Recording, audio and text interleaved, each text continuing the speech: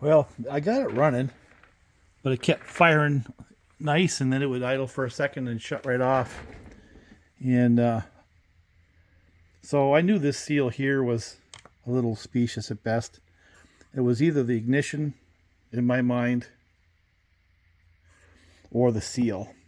Well, I can't change the ignition, but I can change the seal.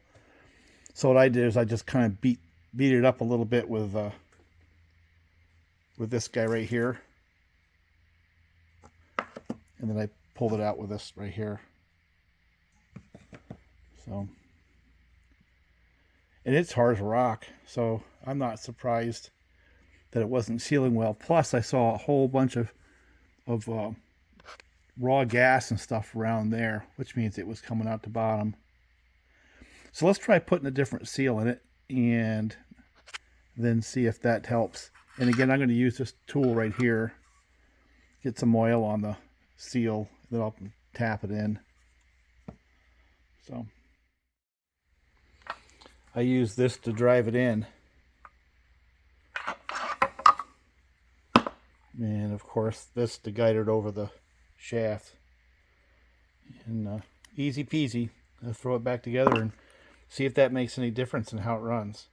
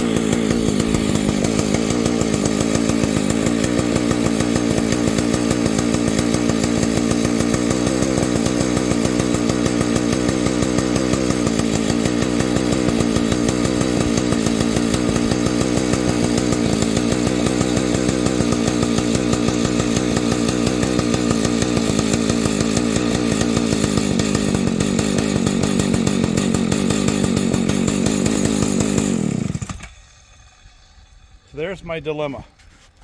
It'll start easy, it pumps, it'll idle, and then it just stalls. And then what'll happen is if I wait for a couple of minutes, fire it up, it'll do it again. Now my guess is what's going on here is I've got an ignition problem. But I don't really have an easy way of solving that because I don't have what's supposed to be on that saw in the shop, or so I don't think.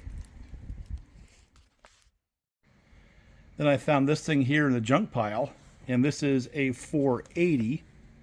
It's got this goofy thing, a spacer of some kind, and it looks remarkably similar to the 285, including the pull start.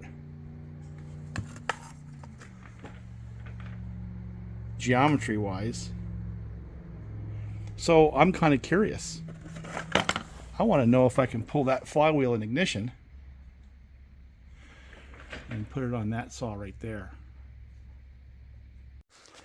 So we'll do an experiment here and see if I can pull that flywheel in ignition and retrofit it to the 285, and who knows, maybe I will get a saw running today after all, after that kind of debacle. I mean, I've changed cases on this, put a seal in there, put a carb kit in there, fuel line, fuel filter. It fuels beautifully. It's not a fuel problem at all. It idles nice when it idles, but it's like someone just throwing a switch. And that's usually classic, something in the ignition shorting out. And since it goes almost to the second every, minute and a half, it's cyclical that way. Probably has to do with the heat cycle. So maybe a coil is warming up and deforming, and maybe there's some breakdown inside that coil so it shorts itself out. But we're going to give it a shot with this system. Not that I know this one works. I don't know if it works or not. Well, I use this again And flywheel came right off and revealed this. And I don't know. And the holes are the same location. But, I guess we'll just have to see. I think I'm going to pull it out and see if I can use anything from this.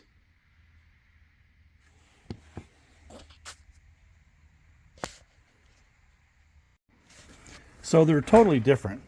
This is a Bosch system that came out of that saw, and it has a matching flywheel. It says Bosch right on it.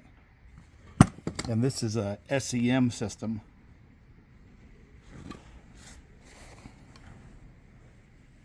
says that right on there. This is an aftermarket, and I'm not really sure which one it's supposed to replace. I'm tempted to see if it'll replace the SEM. I'll look at the coils and see if they look like they're positioned, you know, somewhat in the right place, you know, geometrically. Anyway, I'll start by putting the SEM in with the flywheel and see if I can make that work. Let's start with that. And if I can't, then I'll put that one in, see if that works.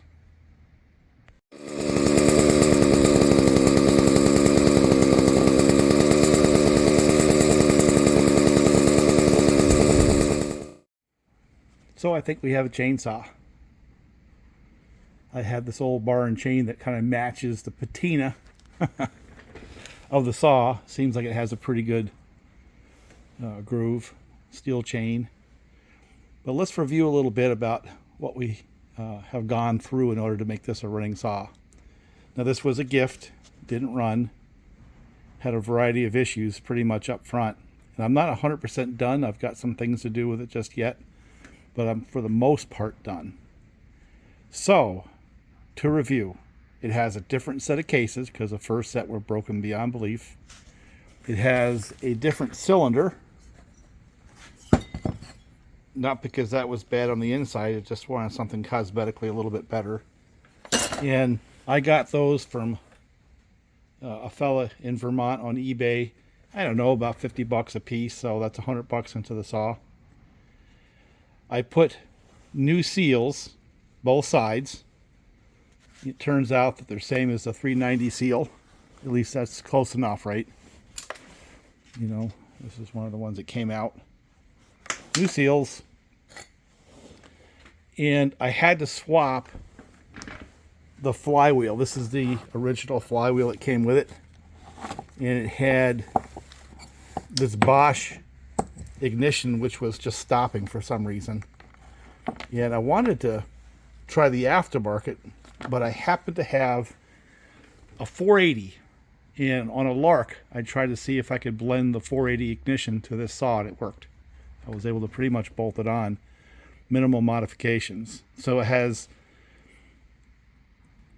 an ignition from a 480 I had in the junk pile, new cases, new piston, new for me used top end, and a carb kit.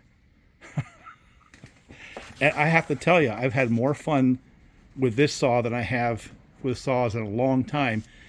Partly because I like the feel of those old metal saws from that era. Partly because it required a little bit of thought in order to work my way through it. This was not a straightforward thing. You had to sort of monkey around with stuff. And not 100% done. I have a switch I have to put on for on and off. It needs a switch. I need to heel coil one of the bar nuts or bolts for there. Other than that, it seems like it's pretty much there. I'm going to take a switch up with me. I might just decide to do it up there on the hill. But I think for now, I proved the point. I made it run. It will cut wood at this point in time. I just ran out of gas. It does not stall the way it did before. And it puts like a lawnmower the way it's supposed to.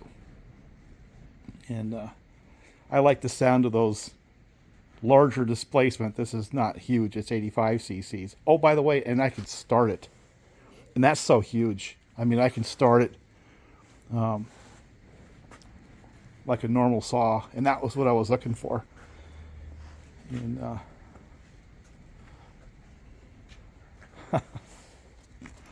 Oh, I had to change out the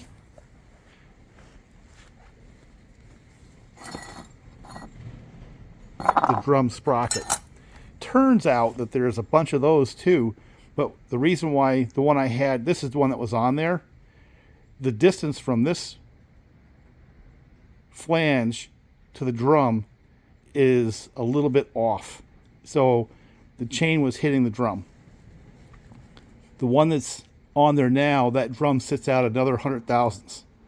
So there's a whole lot of drums. You know, this one here is for something that has a smaller diameter crank. Point is, there's a bunch of different bits and pieces from that era saw.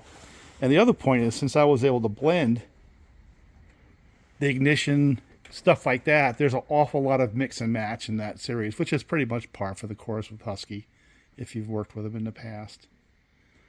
So anyway, I don't know how I'm going to put together a video, because a lot of stuff I did not video.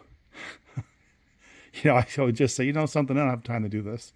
And plus, I don't have time to go back and edit it. So you're just going to have to imagine, if you will. For example, pulling the flywheels on and off about 6 times. And one of the things I found, for example, is